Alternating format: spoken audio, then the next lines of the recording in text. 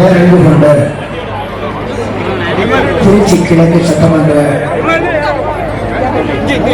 தொகுதியின் வாக்காளர் பெருமக்களே, திராவிட முன்னேற்ற கழகத்தினுடைய செயல் வீரர்களே, கூட்டணி கட்சியினுடைய செயல்பாட்டாளர்களே, மக்கள் நீதி மையத்தினுடைய போர்படை தளபதி அவர்களே மற்றும் ஏனைய கூட்டணி கட்சியினுடைய அனைத்து பொறுப்பாளர்களே,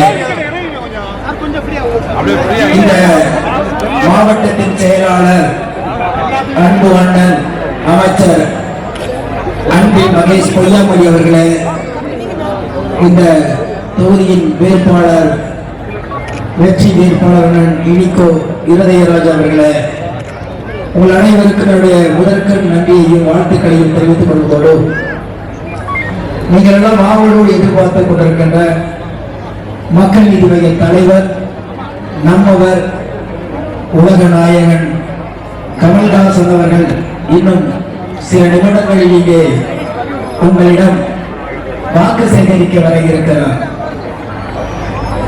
அதே நேரத்தில் இந்த தேர்தலில் ஏன் இவ்வளவு போராட்டமும் யுத்தக்களமாக மாறிக்கொண்டிருக்கிறது தமிழ்நாடு என்றால், 5 வருடத்துக்கு ஒரு முறை வருகிற சாதாரண சட்டமன்ற தேர்தலாக இந்த தேர்தலை பார்க்க முடியாத அளவிற்கு இன்றைக்கு ஒரு இக்கட்டான சூழலை ஒன்றிய அரசும் அதற்கு ஜால்ரா அடிக்கின்ற மாநிலத்தினுடைய மற்ற அரசியல் கட்சிகளும் ஒரு நெருக்கடியை ஏற்படுத்தி இருக்கிறார்கள் நண்பர்களே.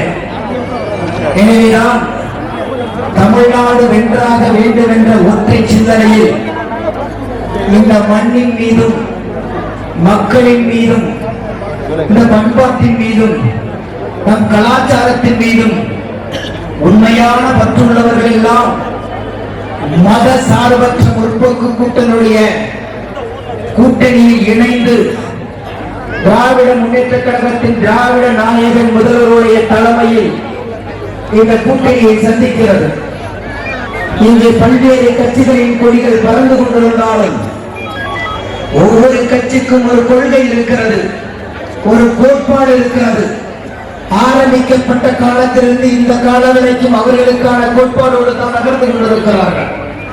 ஆனால் இங்கே கோட்பாடுகளை மட்டுமே எல்லா நேரத்திலும் பிடிவாதமாக பிடித்துக் கொண்டிருந்தால் நாம் தனித்தனியாக இருப்பதனால் ஒரு மாநிலத்தினுடைய ஆளுமை குறைந்து போய்விடுமோ, இந்த மாநிலத்தை இலகுவாக ஒருவர் சூறையாடிவிட முடியுமோ என்ற மிகப்பெரிய கேள்விக்குறியை இந்த சட்டமன்ற தேர்தல் நமக்கு அச்சுறுத்தியதனால் மண்ணின் மீது, மக்கள் மீது, மாநிலத்தின் மீது, எதிர்காலத்தின் மீது, இளைஞர்கள் மீது, பெண்கள் மீது, உடம்புகளின் மீதும் இந்த மக்களின் மீதும் அக்கறை கொண்டவர்கள் எல்லாம் இந்த மத சார்பற்ற முற்போக்கு கூட்டணியில் இணைந்து சந்தித்திருக்கிறோம். அப்படிதான் எங்கள் மக்கள் நீதி மைய தலைவரும் ஒரு மாபெரும் தியாகத்தோடு இந்த கூட்டணியில் இணைந்திருக்கிறார். நண்பர்களே, இந்த கூட்டணி வெறும் ஓட்டுக்காக மட்டுமே, சீட்டுக்காக மட்டுமே இணைந்த கூட்டணி இல்லை என்பதை நிரூபிக்கும் வகையில் தான் மக்கள் நீதி மைய தலைவர் அவர்கள் எங்களுக்கு கொடுக்கிற சீட்டை கூட மாற்று கட்சிக்கு நீங்கள் கொடுங்கள், அவர்கள் தாராள மனசோடு இங்கே களமாடட்டும், இங்கே வெல்வது என்பது மட்டும்தான் நோக்கம். ஒரு எம்எல்ஏவோ சட்டமன்ற உறுப்பினரோ உள்ளே அனுப்பி விடுவது மட்டுமே எங்கள் வெற்றியாகாது. தமிழ்நாடு என்னைக்கு தலை நிமிர்ந்து நிற்கிறதோ அன்னைக்கு தான் மக்கள் நீதி மையத்தின் வெற்றி என்று கருத்தில் கொண்டுதான் மாபெரும் தியாகத்தை செய்து கொண்டு இன்றைக்கு எங்கள் கட்சியை சார்ந்த எம்எல்ஏக்களாக இருக்கக்கூடியவர்கள் கூட வீதியில் இறங்கி ஓட்டு கேட்டுக் கொண்டிருக்கிறோம் என்றால் எங்களுக்கு எங்கள் சுயநலத்தை விட தமிழ்நாட்டின் நலன் முக்கியம் என்பதில் நாங்கள் முற்போக்கு எண்ணத்தோடு இன்றைக்கு செயல்பட்டுக் கொண்டிருக்கிறோம் நண்பர்களே. எனவேதான் எல்லா தொகுதியிலும் முற்போக்கு கூட்டணியுடைய மத சார்பற்ற முற்போக்கு கூட்டணியுடைய வேட்பாளர்கள் எல்லோரும் வெல்ல வேண்டும் என்ற ஒற்றை சிந்தனையோடு இன்றைக்கு வாக்கு சேகரித்துக் கொண்டிருக்கிறோம். நண்பர்களே, நாளையில் இருந்து பிரச்சாரத்தோடு முடிய போகாது. இங்கே வருபவர்கள் எல்லாம் 1000 பேசி இருப்பார்கள். திராவிட முன்னேற்ற கழகத்தினுடைய சாதனைகளை பட்டியலிட்டிருப்பார்கள். உங்களுக்கு தெரியாததல்ல, அது கண்முன்னே நிகழ்ந்து கொண்டிருக்கின்ற சாதனையாக தொடர்ந்து கொண்டிருக்கிறது. அதையெல்லாம் மீறி ஒரே ஒரு கேள்வியில்தான் இந்த தேர்தலுடைய உச்சம் தொடங்குகிறது. நண்பர்களே, தமிழ்நாட்டை ஆள வேண்டும் என்பதை தமிழ்நாட்டு மக்கள் முடிவு பண்ணவே தவிர ஒன்றியம் முடிவு பண்ணிவிடக் கூடாது என்ற ஒரு மிகப்பெரிய அச்சம் இருக்கிறது. அமைச்சர்கள் வருகிறார், வெளியே விடுறவருக்கு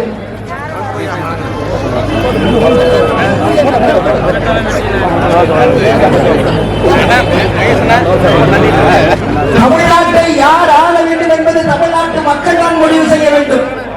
தமிழ்நாட்டினுடைய பிரதிநிதிகள் தான் முடிவு செய்ய வேண்டும் என்ற ஒற்றை சிந்தனை இருக்கும்போது கூட இந்த ஜனநாயகத்துக்கு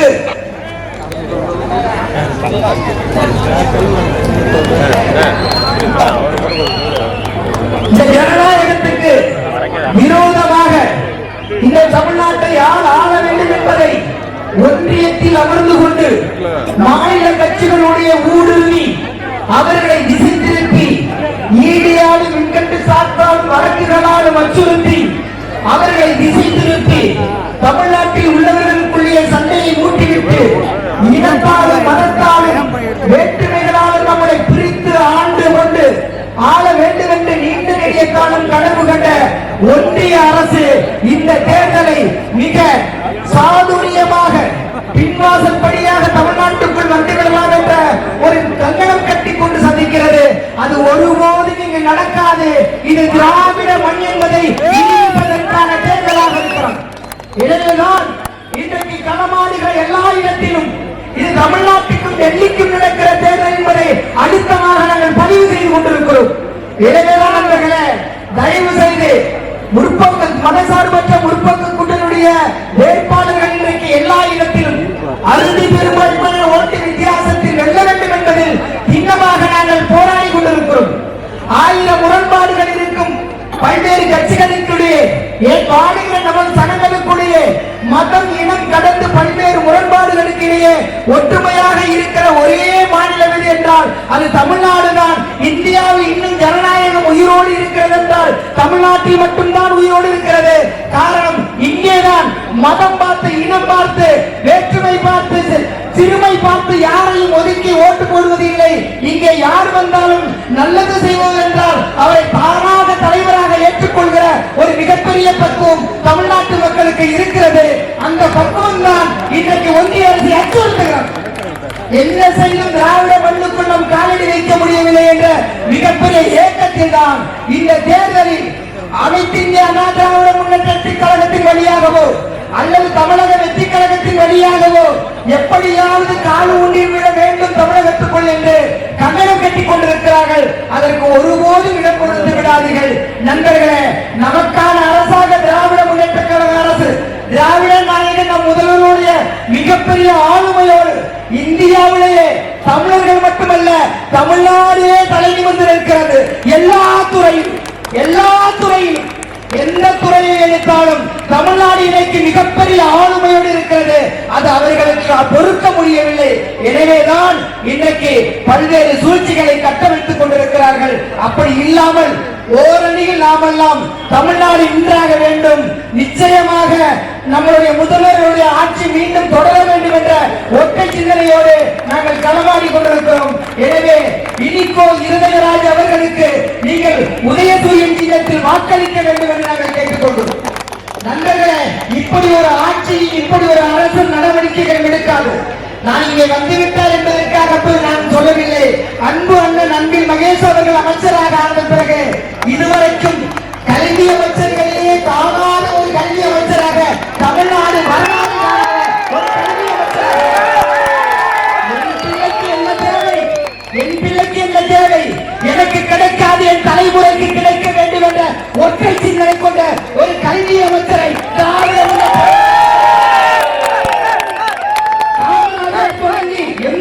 தொடர்ந்து இன்றைக்கு மதிய உணவு மட்டுமல்ல, சத்து உணவு மட்டுமல்ல, காலை உணவு நாங்கள் தருவோம் என்று முதல்வர் சொல்லியிருக்கிறார் என்றால் இன்னைக்கு ஏற்றுக்கொண்டிருக்கிறார். இப்படி ஒரு கல்வி அமைச்சர் எல்லா அமைச்சர்களையும் பாராட்ட ஆனால் இந்த 5 ஆண்டில் கல்வி அமைச்சருடைய சாதனைகளை மட்டும் பட்டியல் போட்டால் ஒரு 3 மணி நேரம் மூச்சு விடாமல் பேசலாம். பக்கத்து ஊருக்கு புகைவண்டியிலேயோ பேருந்திலேயோ போக அச்சப்பட்டு வாழுகிற நம்முடைய சாதாரண மக்களுடைய குழந்தைகளை கூட அவர்களுடைய திறமைகளை கண்டு வெளிநாடுகளுக்கு விமானம் ஏற்றி சென்று கொண்டு அழகு பார்க்கிற அமைச்சராக இருக்கிறார். சின்ன சின்ன பள்ளிக்கூடங்களை தத்தெடுத்து அவர் செய்கிற சாதனைகள் என்பது தொடர வேண்டுமானால் உதயசூரியன் சின்னத்துக்கு நாம் வாக்களித்து ஆக வேண்டியிருக்கிறது.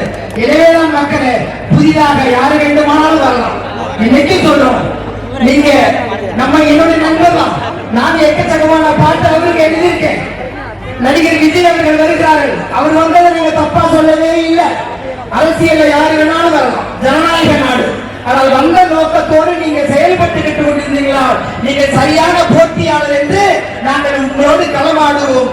வந்த நோக்கம் வேறு, செயல்பட்டு கொண்டிருக்கிற நோக்கம் வேறு. உங்களுக்கான தனித்தன்மை இல்லாமல் போய்விட்டது. எனவேதான் நண்பர்களை நாங்கள் மறுபடியும் சொல்றோம், விஜய் சார் மீது தனிப்பட்ட எங்களுக்கு வருத்தமா இல்ல. அவரு ஜனநாயகத்துல நம்ம அண்ணன், நம்ம தம்பி இல்லைன்னு சொல்லல. ஆனால் அவரை இன்னைக்கு யார் இயக்குறாங்கன்னு கொஞ்சம் உத்து பாருங்க.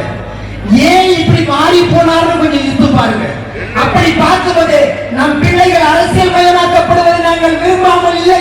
ஆனால் நீங்கள் அந்த அரசியல் மயமாக்குறதுக்குள் ஒரு அரசியல் இருக்கிறது உங்களுக்கு தெரியாமல் இருக்கிறது. எனவேதான் நீங்கள் புதியவர்களை வரவேற்கிறோம் என்ற ஒரு எண்ணத்தில் இந்த முறை திசை மாறினால் தமிழ்நாட்டுடைய தலையெழுத்தே மாறி போய்விடும். யாராலும் நம்முடைய பிரிவினை மதத்தை ஒதுக்க முடியாது. அதுக்கப்புறம் எந்த விஷயத்தையும் நம்மளால பாதுகாக்க முடியாத ஒரு சூழலை ஏற்படுத்துகிறது. இந்த முறை விஜய் சாருக்கு நீங்க போடுகிற ஓட்டு மோடிக்கு போடுகிற ஓட்டு, அமித்ஷாவுக்கு போடுகிற ஓட்டு, அதிமுக ஜெயிக்க போடுகிற ஓட்டு.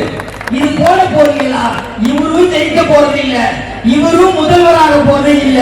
நம்ம கிட்ட இருந்து ஓட்டை பிரிக்கணும். அதுக்கு இறக்கி விட்ட அந்த வாலண்டியர்ஸ் இவரும் ஒரு முக்கியமான வாலண்டியர்ஸ். அவ்வளவுதான். இந்த முறை நீங்க ஏதோ விஜய்க்கு போடலாம் நினைச்சுக்கிட்டு பாஜகவுக்கும் அதிமுகவுக்கும் போட்டாதீங்க. ஓப்பனாக கேட்கிறோம். எவ்வளவு சொன்னாலும் சரி, இந்த முறை என்பது தமிழ்நாட்டுடைய மான மரியாதை எல்லாம் கட்டி காக்க வேண்டிய உரிமை இருக்கிறது. ஏனென்றால் இந்த பெரியார் மண்ணை எப்படியாவது கரையான் புத்து போல உள்ளே புகுந்து கரைத்து விடலாம் என்று ஒரு மிகப்பெரிய இயக்கம் கண்டிக் கொண்டிருக்கிற இந்த ஒன்றிய அரசுடைய கனவை அடித்து தூள் மட்டமாக்கி தூளாக்கி திராவிட முன்னேற்ற கழகத்துடைய தலைமைக்கான அந்த அரசை நிறுவினால் மட்டும்தான் இந்த திராவிட மண், இது பெரியார் மண், இது அண்ணா மண், இது கலைஞர் மண், இது மு.க. ஸ்டாலினுடைய மண், இது பிள்ளைகளுடைய மண் என்று உறக்க சொல்ல முடியும். எனவேதான் 1000 முரண்பாடுகள் இருக்கிறார் நமக்குள், 1000 வேற்றுமைகள் இருக்கிறார் நமக்குள். அண்ணன் தம்பி அடிச்சுக்கிட்டா நம்ம வீட்டுக்குள்ள அடிச்சுக்கலாம், பக்கத்து வீட்டுக்கார அடிச்சுக்கிட்டா அடிச்சுக்கிட்டு அண்ணன் தம்பியா ஒன்னா சேர்ந்துக்கிட்டு அடிக்க போறோம் இல்லையா? அது மாதிரிதான் சொல்றேன். உங்களுக்கு எனக்கு 1000 பிரச்சனை இருக்கும். அதெல்லாம் 23ஆம் தேதிக்கு அப்புறம் வச்சுக்கலாம். 23ஆம் தேதி வரைக்கும் ஒத்துமையா இருங்க.